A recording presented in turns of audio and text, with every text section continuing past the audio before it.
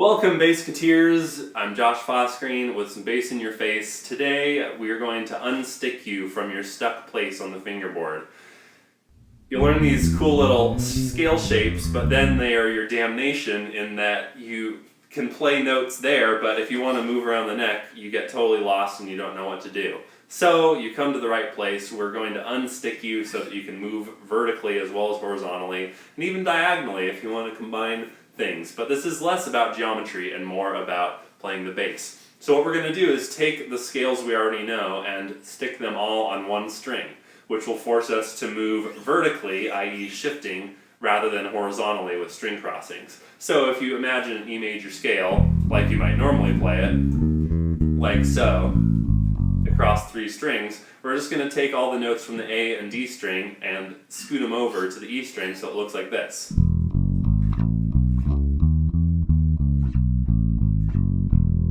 Pretty groovy. So we're going to do a few exercises with that, and to follow along you'll need the PDF, which you can download for free in the link below in the description of the video. So exercise 1, we're going to start with that E major scale, and we're just going to go up and down, take a half note pause on that E, and then move up a half step and do it in F major. F sharp major, etc., all the way up to A major just on the 5th fret. Now if you're doing this on your own, I'd recommend you go as high as you can go, which on a 20 fret Fender bass it might only be C major, but if you have a full 2-octave neck like I do, if you have a PB or some Ibanez models, then you can go all the way up to E major an octave higher. But we're just going to go from E major to A major in exercise 1 here. So here we go, exercise 1. 1, 2, 3, 4.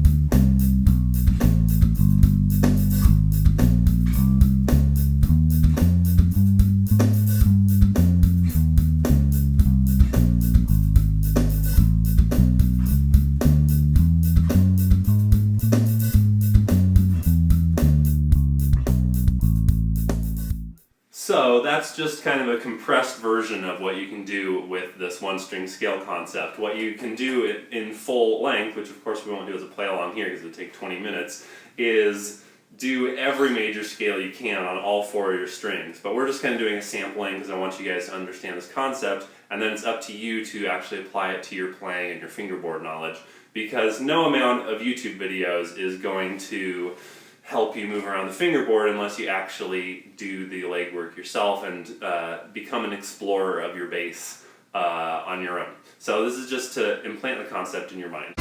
So that's exercise 1. Exercise 2, we're going to change 2 things. One is we're going to do minor scales. 3 things.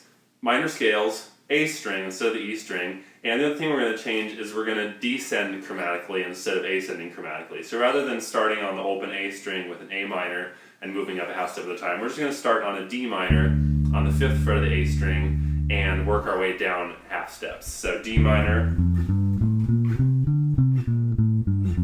C sharp minor, C minor, etc.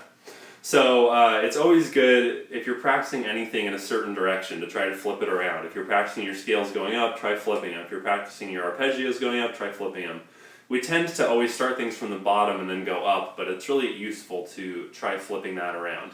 So, and we're going to do that in another way in exercise 3. Anyway, exercise 2, starting on D minor, all on the A string, working our way down chromatically. Let's rock. Here we go. 1, 2, 3, 4.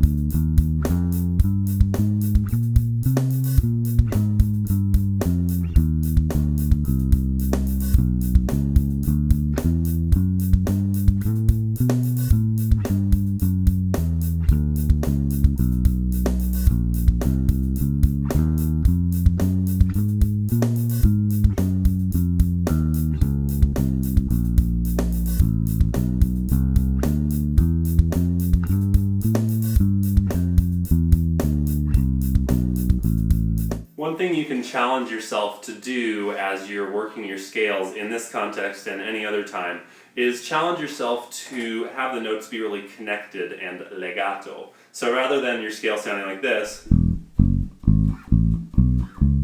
which would be staccato, you want legato.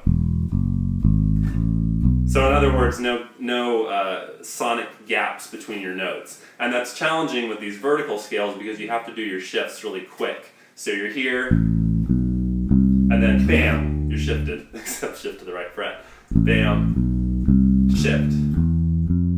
Fast shifts, bam. You're here, then you're there. At the speed of sound. Like whatever superhero that is that moves quickly. I guess a lot of superheroes move quickly. That's kind of, if you have a superpower but you can't move quickly, it's not that useful. Like, when I catch you bad guys, which could take an amount of time, I'll use my power on you. Last exercise here is exercise 3, and we're only going to change one thing from exercise 2, which is that we're going to start our scales from the top note, come down and then back up, and then shift down half step. So this is going to feel weird. I seriously, I just thought of this today. I've been playing bass for 11 years, and I don't think I've ever systematically practiced scales from the top down and then back up. I've done tons of scale practice, I just thought of this. So we'll be learning this together. We're going to start on D minor just like last time. And then come back up. Now down a half step to C sharp minor.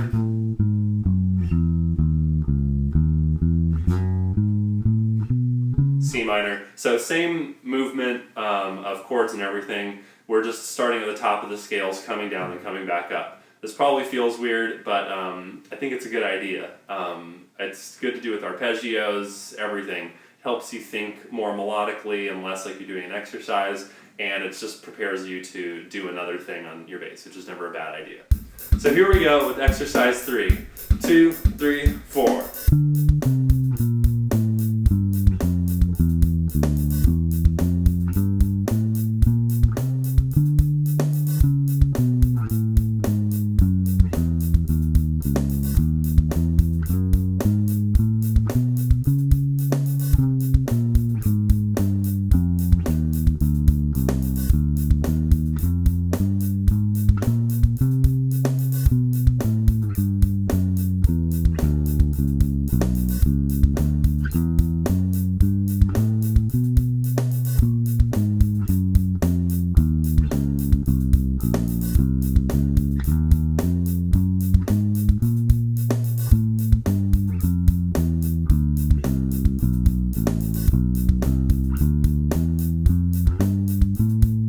So that's the exercises for today. You now understand the concept of one-string scales, and I really encourage you to apply this one on your own time as widely as you can.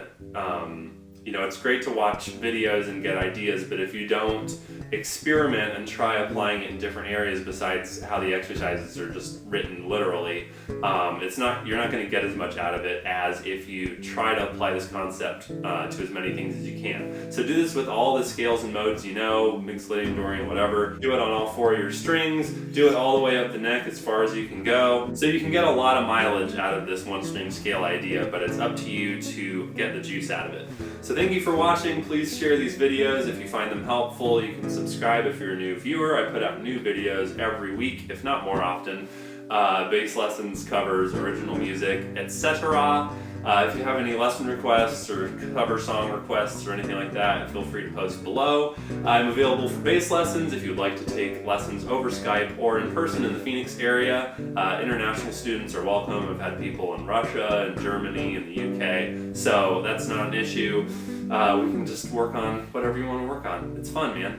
And lastly, if you would like to support me in continuing to put out these free bass lessons for everyone to enjoy, please check out patreon.com/JoshFossgreen, where as little as $1 per video will help me continue to make these and make them better, make improvements over time, get actual professional lighting equipment, that kind of thing. And you can get cool rewards for doing that. There's even a way that you can get discounted bass lessons by being a supporter there rather than just paying for the bass lessons through PayPal plainly. So check out Patreon. Thank you guys for watching. I'll talk to you soon. Peace out.